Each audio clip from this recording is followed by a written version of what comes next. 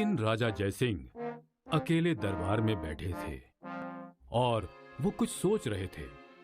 तभी उनका वजीर वहां आया। प्रणाम महाराज। राजा जयसिंह अपनी ही सोच में मगन थे। महाराज, क्या बात है महाराज? आप बहुत गंभीर सोच में डूबे हुए हैं। मैं बस यही सोच रहा था कि मेरी प्रजा मुझसे खुश है या नहीं।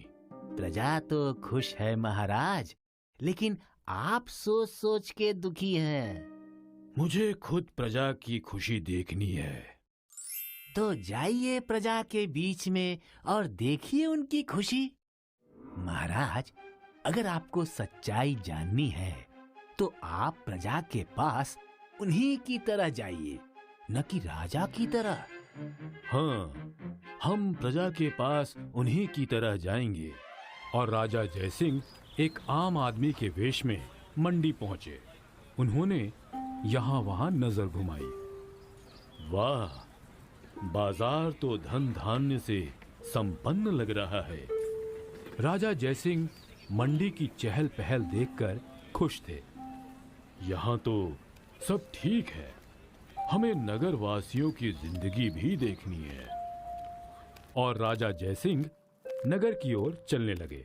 राजा जयसिंह ने देखा कि उनकी नगरी में चरवाहा गाना गुनगुनाते हुए भेड़ों को चरा रहा था।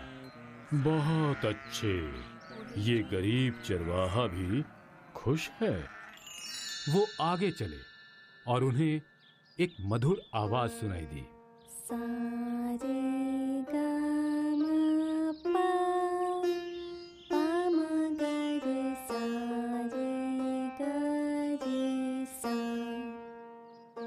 राजा जयसिंह आवाज का पीछा करते गए।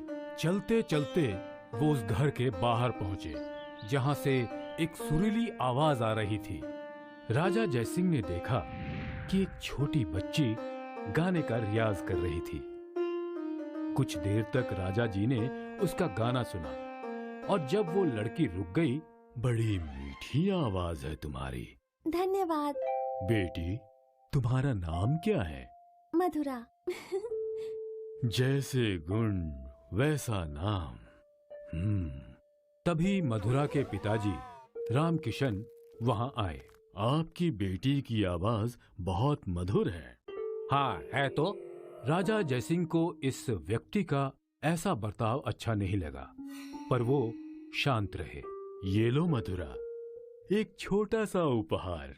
राजा जयसिंह ने मधुरा को एक सोने का सिक्का उपहार में दिया, जिसे देख रामकिशन की आंखें फटी की फटी रह गई। ये आदमी बहुत अमीर है, जितना हो सके इससे उतना माल समेट लेता हूँ। अब मैं चलता हूँ। कहाँ चले? मेरी बेटी की तुमने मधुर आवाज सुनी और सिर्फ एक सिक्का मूल्य लगाया। ये मूल्य नहीं, उपहार है। जो भी हो, 10 सोने के सिक्के रखो और चलते बनो। 10 सोने के सिक्के किस बात के? तुमने जो गाना सुना उसके 10 सोने के सिक्के। अच्छा। राजा जयसिंह को रामकिशन की आंखों में लालच दिखा। मेरे पास तो अभी 10 सिक्के नहीं हैं। तो अपना हार यहाँ रखो और जाओ। नहीं नहीं, ये हार मैं तुम्हें नहीं दे सकता। ये मेरी माँ की निशानी है। तो एक काम करो, ये हार मेरे पास गिरवी रखो, 10 सिक्के ले आओ और इसे ले जाओ। क्यों न हम एक काम करें, तुम मेरे साथ मेरे घर चलो और मैं तुम्हें 100 सोने के सिक्के दे दूंगा। 100 सोने के सिक्के? हाँ, 100 सोने के सिक्के। चलो अभी चलते हैं। हाँ। रामकिशन राजा जयसिंह के साथ चलने लगा। और कितनी दूर है तुम्हारा घर? बस यही 1 कोस दूर। 100 सोने के सिक्कों के लिए तो मैं 100 कोस भी चल लूं। दोनों चलते रहे। राजा जयसिंह रामकिशन को अपने महल के बाहर ले आया। ये तो राजा का महल है। मैं यहीं रहता हूँ। मैं राजा जी का सेवक हूँ। अच्छा अच्छा, चलो तुम्हारी वजह से राजमहल भी देख लूंगा। हाँ। रामकिशन यहाँ वहाँ देखता हुआ महल के भीतर गया। महल के दरबार में वजीर महाराज की राह देख रहे थे।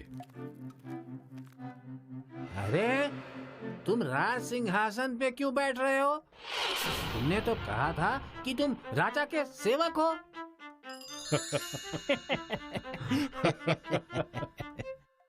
बेवकूफ, तुम अभी भी नहीं पहचान पाए कि ये खुद राजा जय सिंह हैं। लेकिन ये तो राजा जी प्रजा का हाल जानने के लिए आम आदमी के वेश में राज्य में घूम रहे थे।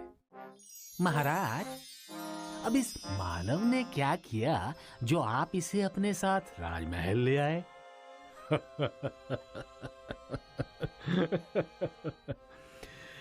नगर में एक छोटी लड़की की सुरीली आवाज से हम मोहित हो गए। हमने उसे उपहार में एक मुहर दी तो ये महाशय उस छोटी बच्ची के पिताजी हैं। ये हमसे गाना सुनने के लिए 10 मोहरे मांग रहे थे। हमने कहा, हम तुम्हें 100 मोहरे देंगे, हमारे साथ चलो। इसे 100 कोड़ों की सजा दे। 100 कोड़े कम नहीं है इसके लिए। नहीं नहीं महाराज, मुझसे गलती हो गई। अब से मैं कभी किसी को नहीं ठगूंगा। महाराज, इसे कारागार में डाल दें। आजीवन कारागार कैसा रहेगा? या फिर इसे सेवक रख लें। मुझे माफ कर दीजिए महाराज, क्षमा क्षमा। रामकिशन राजा जयसिंह के पैरों में गिर गया। इस बार हम तुम्हें माफ करते हैं, लेकिन याद रहे, अगर फिर कभी ऐसा हुआ तो सजा 100 कोड़ों से भी ज्यादा होगी। क्षमा महाराज। इसके बाद मधुरा महल में आई और उसने अपनी मधुर आवाज में गाना सुनाया और राजा जयसिंह ने मधुरा को 10 सोने के सिक्के उपहार में दिए।